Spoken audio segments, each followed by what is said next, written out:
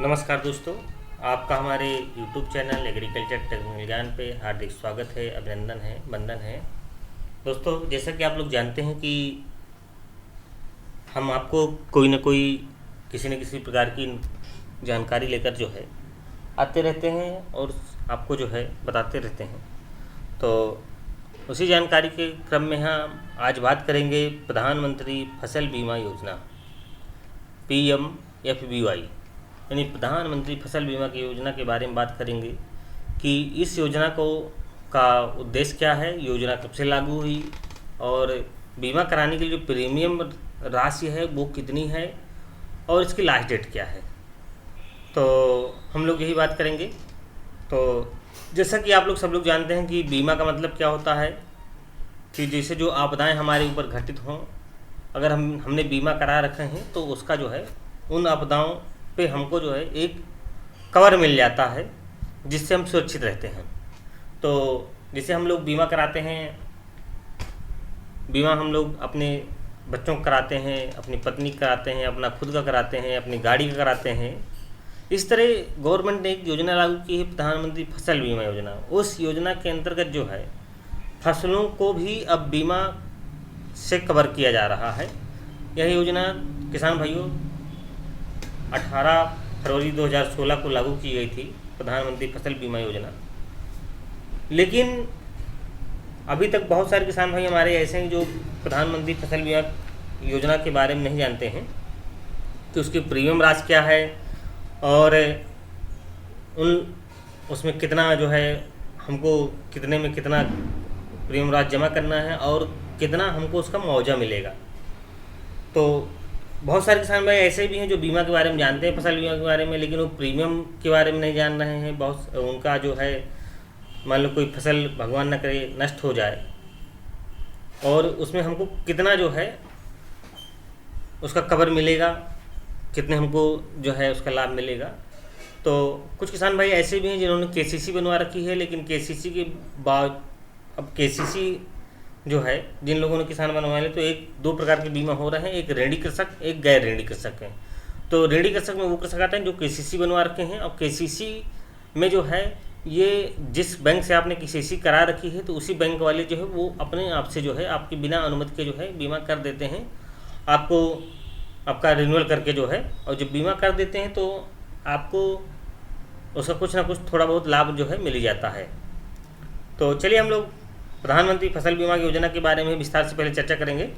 तो जैसे कि आप लोग देख रहे हैं कि और जान भी रहे हैं कि इस समय जो मौसम चल रहा है वो खरीफ का मौसम चल रहा है, और खरीफ मौसम की जो बीमा जो धनराशि है वो 2% जो है गवर्नमेंट ने जो है एक तय की है। ये जो खरीफ में जो है जो असूचित फसल हैं, अगर हम असूचित फसलों की खरीफ की बात करें तो खरीफ में जो असूचित फसलें हैं, जैसा कि आप लोग जानते हैं कि इसमें जो है जो असूचित फसलें हैं धान, बाजरा, मक्का, उड़द, मूंग, अरहर, तिल, सोयाबीन और मूंगफली। किसान भाई वो इस जो धान, बाजरा और ज्वार, मक्का है, इनका अलग अलग प्रीमियम रेट भी है।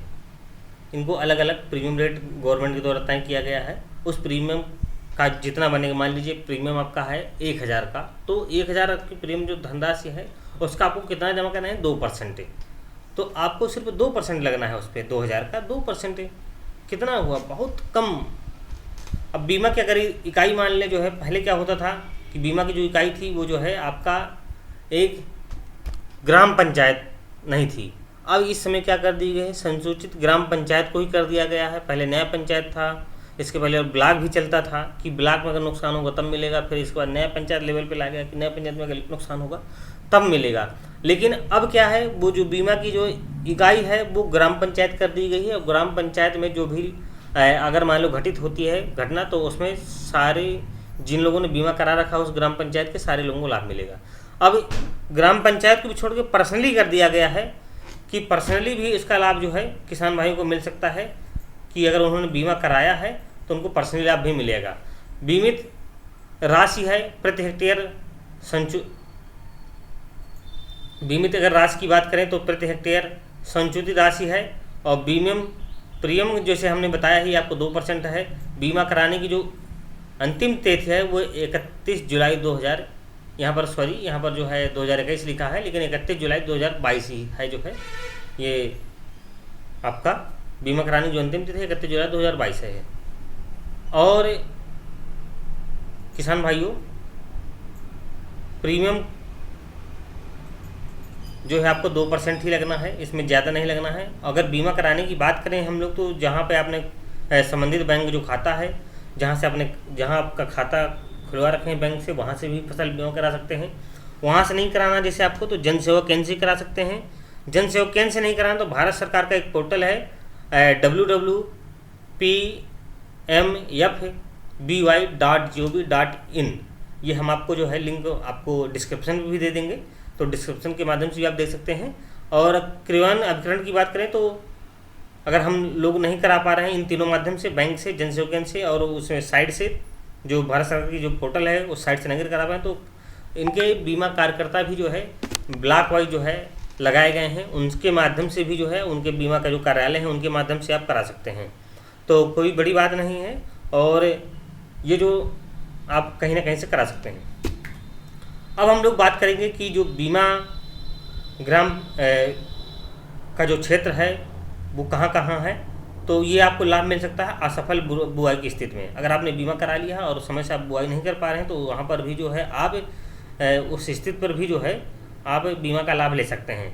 फसल बीमा की अवधि में प्राकृतिक आपदा से नुकसान की स्थिति में, अगर आपने फसल की जो अवधि है, मान लीजिए जैसे तिल की फसल है, लगभग 3 महीने की फसल होती है, 3 महीने के अंतर्गत अगर बुआई से जो है आप कटाई मड़ाई तक अगर उसका कोई प्राकृतिक आपदा उसमें आपके ऊपर आती है, फसल के ऊपर जो है, उसमें भी आपको बीमा का लाभ मिलेगा। फसल कटाई के आधार पर प्राप्त वास्तविक उपज में गारंटीड थ्रेशोल्ड उपज की तुलना में कमी होने की स्थिति में।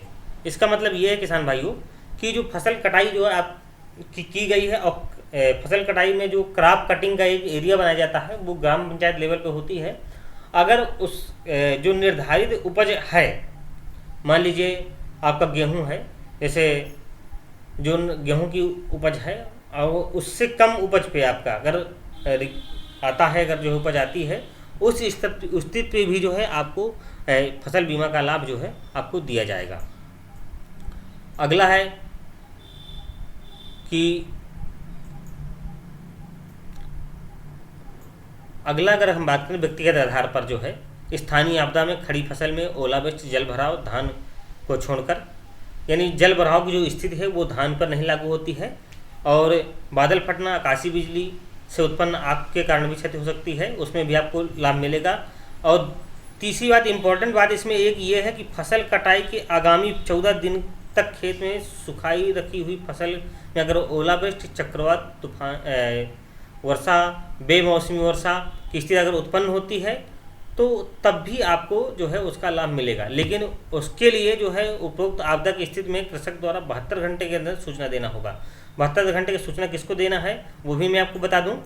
तो किसान भाइयों, भारत सरकार ने एक टोल फ्री नंबर जारी कर रखा है। उस टोल फ्री नंबर के द्वारा, जैसे ही आप स्क्रीन पे देख पा रहे होंगे, 1800-889-6868, इस पर भी जो है आप जो है अपना इस टोल फ्री नंबर पर फ़ोन करिए। इस टोल फ्री पर नंबर पर फ़ोन करेंगे, आपकी जो है शिकायत दर्ज की जाएगी और कोई ना कोई बीमा का जो अधिकृत कंपनी है जो आपके ज़िले में, वो वहाँ कोई ना कोई आएगा, वो जो है आपको जो है खेत का सर्वे करेगा।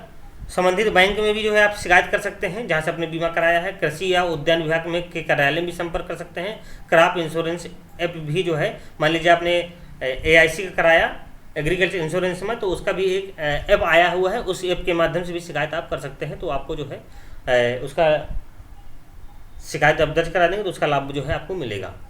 तो किसान भाइयों, ये जानकारी रही आपके लोगों के बीच में। अगर हमारी जानकारी आपको अच्छी लगे, ये टोल फ्री नंबर जरूर नोट कर लीजिएगा किसान भाइयों। ये जो है 1800-889-6868, इस नंबर पर कॉल करते हैं। अगर फसल भी आपकी ख़राब होती है तो आपको उसका लाभ मिलेगा, कोई ना कोई आपके यहाँ जो है आएगा।